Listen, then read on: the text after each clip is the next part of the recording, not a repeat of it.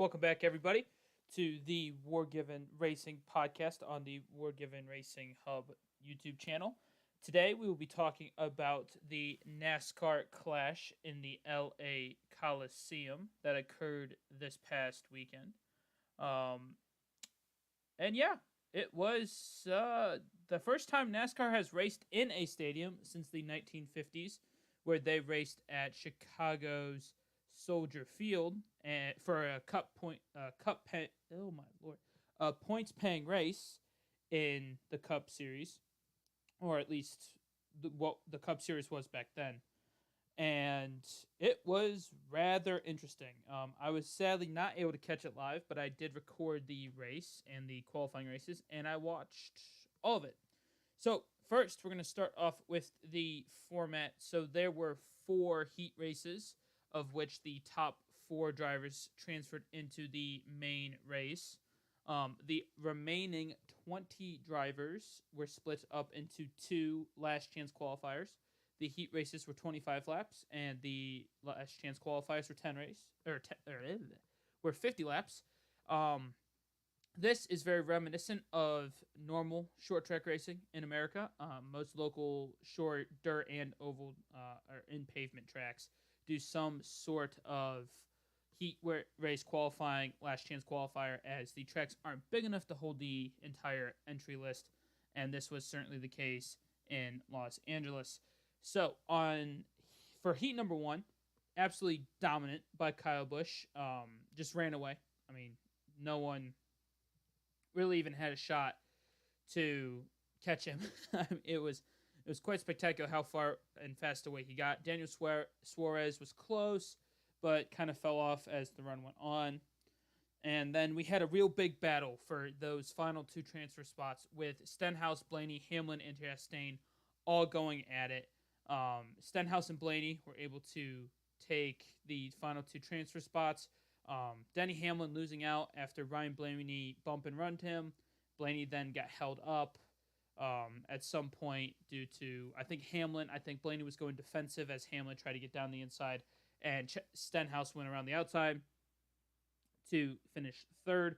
So first heat race, very good. No problems on track. Only BJ McLeod failed to finish on the lead lap, which was quite impressive considering these cars were turning 13, 14 second laps. So if we take a quick look at heat number 2, you'll see Tyler Reddick, Chase Briscoe, Austin Dillon, and Cole Custer all qualified for the main race. Reddick, much like Busch, started on pole, ran away with it. Briscoe, Dillon, Custer, Bubba Wallace, and Alex Bowman spent the majority of the race battling it out for those 5 spots.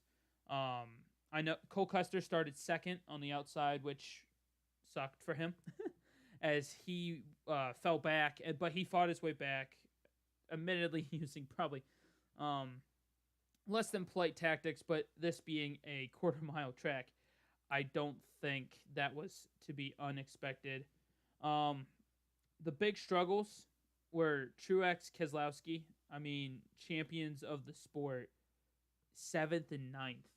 I mean, I know Keselowski was struggling throughout practice, didn't qualify well. Same with Truex, but to have 2 champions not even fighting for the transfer spots was really quite surprising, especially because Brad Keselowski and Martin Truex typically are quite good on the short tracks, but for whatever reason, today it was not their day, at least in the heat race. So Bubba Wallace, Bowman, Truex, Burton, Keselowski all go to the last chance qualifiers. The top 4 move on. I mean, impressive from Chase Briscoe, 7th to 2nd, quite good. Again, kind of no cautions. I mean, it just happened. They went out there, they ran it. It was, as you see here, 0 for 0 laps. So now we head to heat number 3, and this is where things started getting a bit interesting, as you had Justin Haley win the heat race for Kaulig Racing. Again, not completely surprised, but surprising in the fact that this is their first ever clash, their first ever attempt at being full-time. So to see Haley, who drove for Spire for the majority of last year, come out and win in a dominant fashion, very impressive. Um, Notable names not moving through: Chris Buescher, Kevin Harvick, kind of days. As you can see, they finished where they started, didn't really go anywhere. This heat race was definitely the most boring of the heat races, as I kind of just lost track. I was kind of happy when it ended. Nothing really happened during it. But then moving into Heat 4, it got a little spicy, as we had our first cautions of the day, which I know the broadcast mentioned that they were surprised it took 4 heat races for it to happen. First was the 45 getting in with the 77 and the 2. And Austin Cindric showed he was a rookie today. He got beat up. He fought back. He tried retaliating. It didn't work. The 42 had mechanical issues. The 77 and the 45 decided to play pinball with each other. Landon Castle started trying to fight back. Didn't really work. As you can see, he finished 8th. Michael McDowell, Larson, Logano battled for a bit for the front, but they really were in their own little pack. Eric Jones, though, very calm, collected. Gave the bumper a few times. I believe he moved Priest out of the way, which is why Cindric was able to get past him. So definitely surprising. Again, those big names that aren't making the show. Kurt Busch. So we've got Kevin Harvick, Denny Hamlin, Martin Truex Jr., Alex Bowman, Chris Buescher, Brad Keselowski. 7 drivers. So you probably said, if I had to pick 16 right out the gate, they're moving on in the last chance qualifiers. So NASCAR had 23 cars for the main race. And the deal is the highest placed points finisher from last season who didn't qualify through the heat races would be eligible to take their provisional to get into the main event, and they would start last. Martin Truex Jr. was the driver that received that offer. He took it, offering in his driver interview with on TV, saying that he was just saving the car. I thought it was complete bull. I mean, you could tell his car was not good. Kind of strange that they didn't try to run. I mean, I guess they were afraid of getting crashed out. But if they get crashed out, they've got the provisional. And, you know, with the gap, there's a gap between the qualifying races and the main race, as Pitbull had a concert and they had some other stuff going on, driver introductions. I'm pretty sure the crew would have been able to get the car fixed. I mean, this is a short track, quarter mile. Not really, really any. Where I mean, you're not losing half your car. That's what I'm trying to say, I guess. But anywho, looking at the last chance qualifier number 1, 10 cars. Eric Almirola, BJ McLeod. McLeod had issues all day. No surprise that he retired. And then our first controversial incident.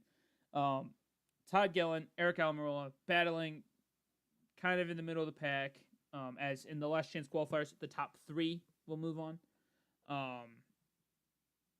And Almirola got a bad exit out of the corner. Gillen's on the outside.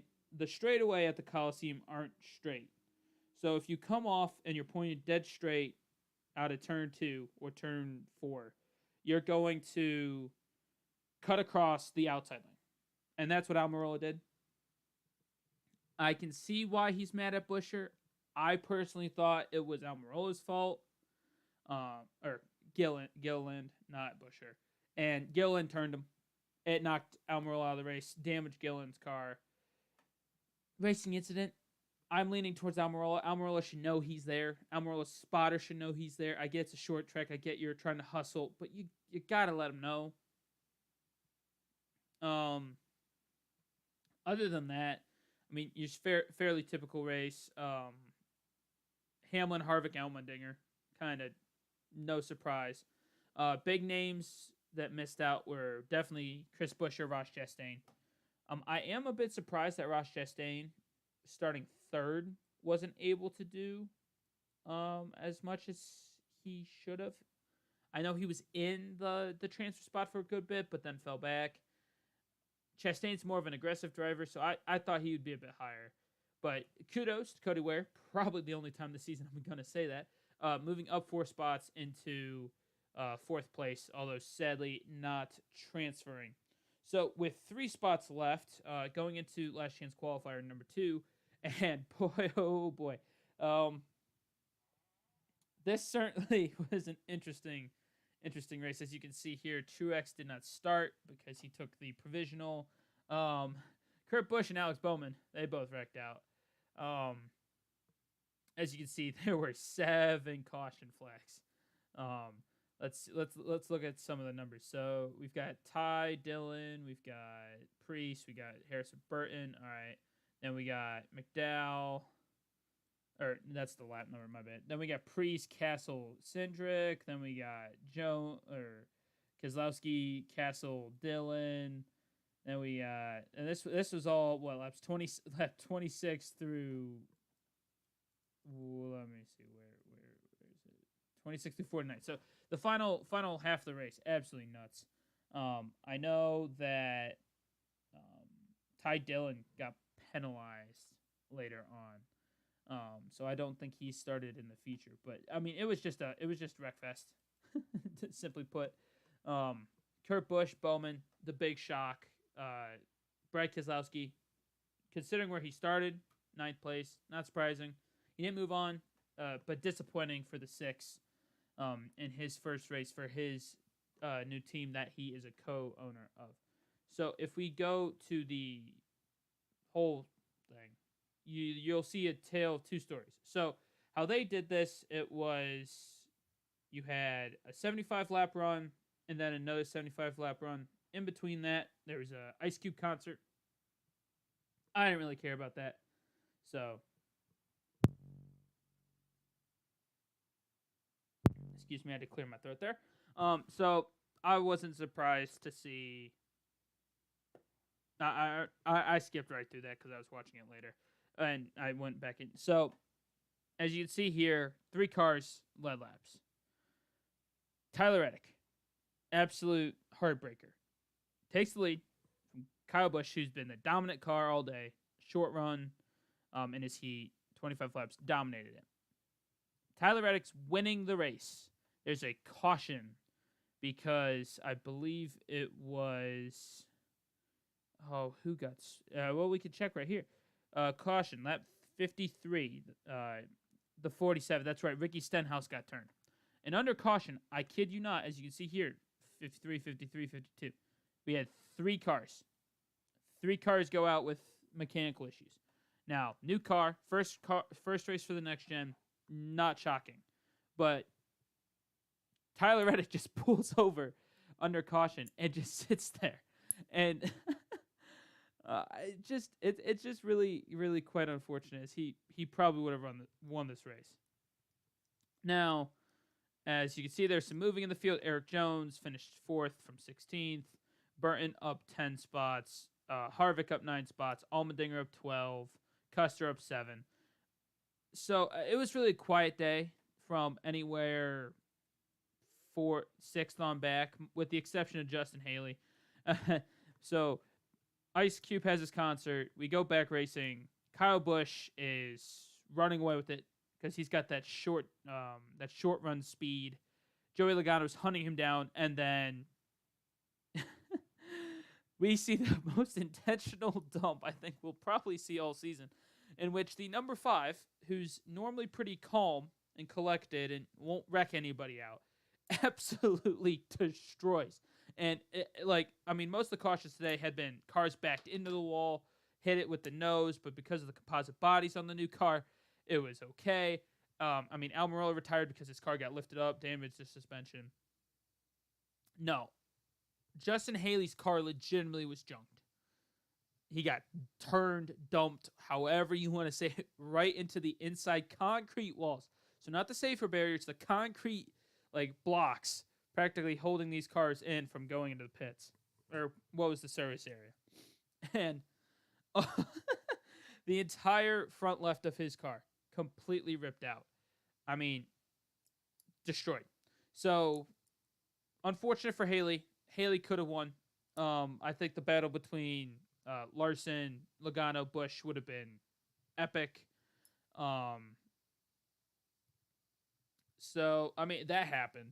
And you could tell it was completely intentional between the two. And then the Ryan Blaney. Ryan Blaney goes slow, and he's got damage to his car. Don't know really what, but he's trying to feel it out, but he's going slow, so they throw the caution. And then he does probably the NASCAR thing, the stereotypical NASCAR thing that anyone thinks of when it's short track racing. He throws something at the car that hit him. He throws his Hans device, which, for those who aren't aware, the Hans device is what the drivers use to secure their neck in place to prevent, when they hit a wall or another car, their neck like whipping forward and breaking it or snapping it or yada yada yada or causing a skull fracture. So he throws that at Eric Jones because Eric Jones had legitimately hit him, pushed him up out of the way. It was quite hard. Didn't completely wreck him, but it had damaged the car enough at that point where he had to stop because to get onto pit road, the service area, you had to legitimately make a 90-degree left-hand turn. So stops, gets out of his car, throws the Hans device, is told by his team because the caution laps aren't green flag laps. Hey, we got the car fixed. They lost 2 laps, and he got his Hans device back, the original Hans device back, which I wonder how effective it would have been if needed. So after that happened, and there's one more small caution, everyone knows at this point it is a 2-person show. Joey Logano, Kyle Busch. Busch takes off. Logano catches him. Logano gives him a small bump. Logano runs away. And that wrapped it up. I mean, anticlimactic a little bit, yeah, but I mean, honestly, it was a good race. As you can see here, the average speed, 39 miles per hour. I want someone to find a race. I don't think you can, where the miles per hour average speed was lower. The cars were crawling by modern day standards. I mean, they weren't getting up more than 65, 70 miles an hour on the straight. The straight, the curved, the curved section of the track. And while that victory margin of just over 7/8 of a second looks quite small, on a speedway, yes. On a road course, absolutely. On this type of track, no, it was a complete blowout by Logano to end the race. And he deserved it. I mean, honestly, best 2 cars. I think Reddick would have won, personally, if Reddick's car had stayed in it, because it wasn't fading like Busch's did on the long run. So really unfortunate for Reddick. But as this was not a points-paying race, Reddick didn't seem too bothered. I mean, probably upset, obviously, but not too bothered. Yeah, so that's the finishing. Everything finished for the Clash. So in terms of the race. So now let's talk about the other side of the Clash. So let's see. NASCAR Clash TV ratings. So these were just released earlier. As you can see here, 4.28 million viewers on Fox. So the Clash started at 6 p.m. Eastern. The Clash qualifying races started at 2 or 3, and they had, I believe it was 2.56 million. They absolutely nailed the marketing for this race. NASCAR should be proud of that. They should be proud of how they constructed. They should be proud of the entertainment they had. I'm not a huge Ice Cube or Pitbull fan, but if I was there, I would have enjoyed the heck out of it. Perfect. Beautiful. Couldn't be better. They brought in Tony Stewart, 3-time Cup champion, into the booth with Clint Boyer and Mike Joy. Their chemistry was good. Tony Stewart brought the seriousness that Boyer sometimes lacks, but the experience that Mike Joy doesn't have because he's not a racer. He's been around racing, knows the sport well, but doesn't know the feeling of the car.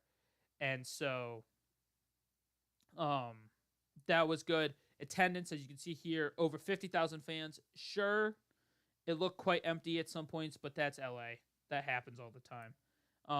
Would have been nice to see a full house. Kind of sad that that wasn't a full house. But yeah, I'd say the race itself was a success. The broadcast, the booth was great. The overall broadcast from the network, quite bad, quite poor. You wouldn't, I mean, for such a hyped up event, you'd expect the camera work, you'd expect the microphone work, you'd expect, heck, the driver or the Grand Marshal introductions to be close to on point. I mean, sure, a few hiccups, first race, yeah, but it was horrible. The Grand Marshal intros were all over the place. Camera angles were bad. Missing the racing because you were too zoomed in on the quarter-mile short track. I mean, it's not like Daytona where being zoomed in is a good thing because it's such a huge track. I mean, it was just baffling. Fox ruined what could have been a slam dunk. It was good. This was not bad for NASCAR in any way. Bad for Fox. Bad that in 6 hours of race coverage, you had just over 7 million viewers. While that looks good compared to previous years, that's horrible for 6 hours of main television. Horrible. And I get it's just an exhibition race, and yeah. And the main event had 4.39 million. So, or 4.3. Yeah, 4.3 million. But they blew an opportunity. And I hope that they have some of this fixed for Daytona in 2 weeks. Looking at the TV numbers, 168% up on last year. Last year was on cable television. I would say that is lower than they probably hoped for. It's good. It's definitely good. It's a step in the right direction, especially if this is an exhibition race. But I don't think you can look at it and be like, oh my God, NASCAR's back. Not even close. Still a lot of work to do. In terms of qualifying, that I'd say is good. I would say if you had qualifying on FS1, you get half that.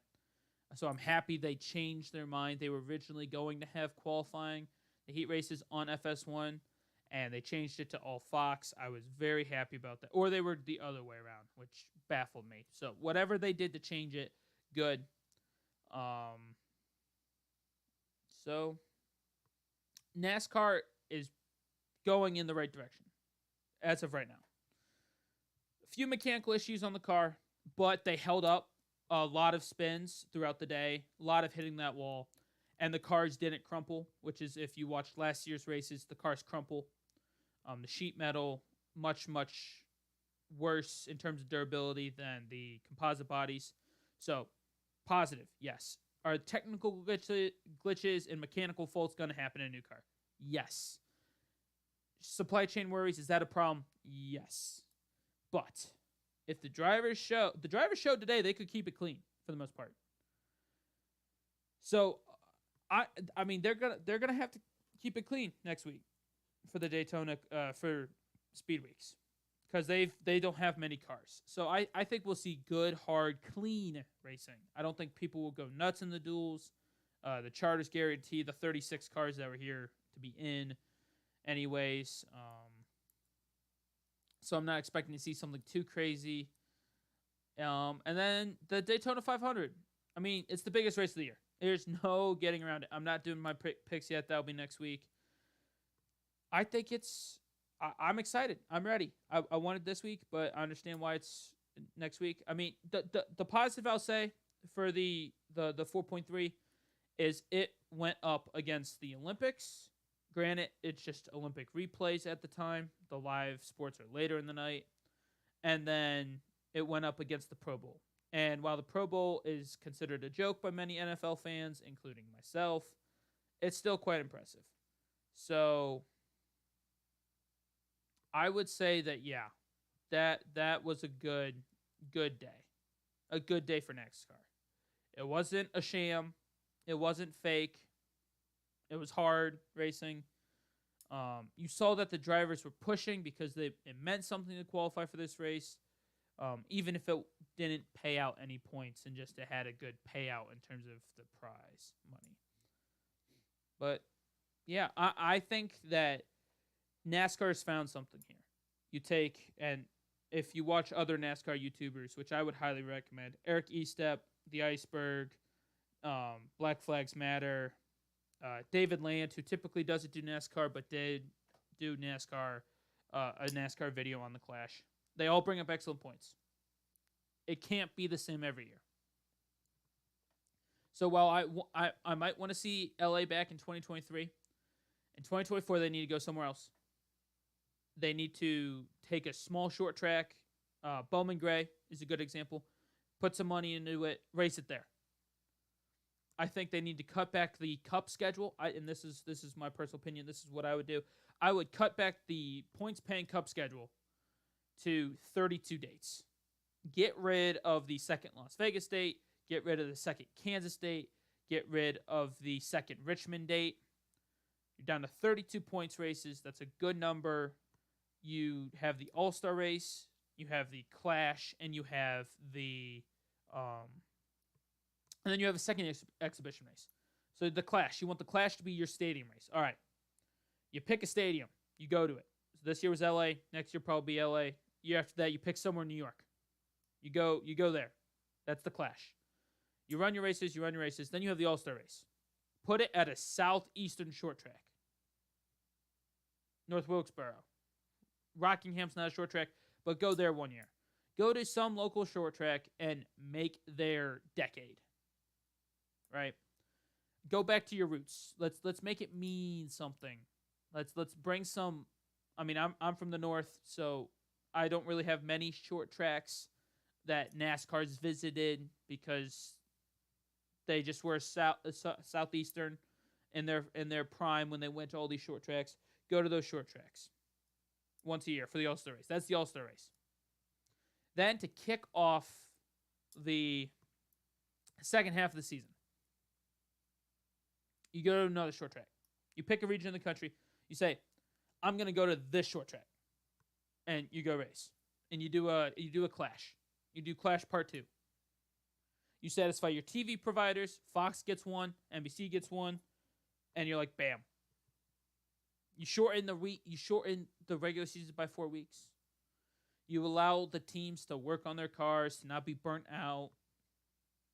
And you can see that when they put it on network, the views went up. So if I'm Fox, if I'm NBC, and I'm trying to sell ads, I want a marquee, unique event like the Clash. I want that because that's going to be entertaining, like this was. So I'm not saying every race should be on network. I mean, personally, I think they should be, but that's not realistic. You got to put most of them on because I bet you if the Super Bowl wasn't next week and we could do the Daytona 500 momentum going right in, I think you'd see a massive increase. Now, granted, you got to go back a few years to see a non-rain shortened, weather-affected Daytona 500 ratings. But I think putting the first 2 months at least on cable or on non-cable on network TV, perfect from Fox, and then you do the same thing with NBC. I mean, put the stuff where people can watch it because people will watch it. Your sponsors will be happy. You'll have ad revenue. I mean, what are they really in the summer? I mean, I love baseball. I really do. Fox isn't having anything on TV. They don't put baseball. They might do a game. I know ESPN does Sunday night, but they don't really. Baseball isn't. I mean, as much as I love baseball, NASCAR should be able to beat baseball in a one-on-one. So that's just my thoughts. Quickly, just going over the schedule for this week. Tomorrow, I'll be back with round number 5 of the 2021 Fast Car season, which will be at Sonoma. And then Thursday, I will be back Friday night, talking motorsports this weekend. maybe I'll give a Super Bowl prediction in there for those who watch football as well, just because that's going on. And yeah, that about wraps it up. Thank you so much for those who are watching. If you've made it this far, thank you for listening to my rants. And yeah, hope everybody has a good day. Cheers. Stay safe. And enjoy the racing. Enjoy the Olympics. Enjoy sports. Just watch what you want to watch. You don't have to listen to me. I'm okay with you not. I do this to get some stuff off my chest because I like to rant. So with that, everybody have a great day, and I will see you guys tomorrow.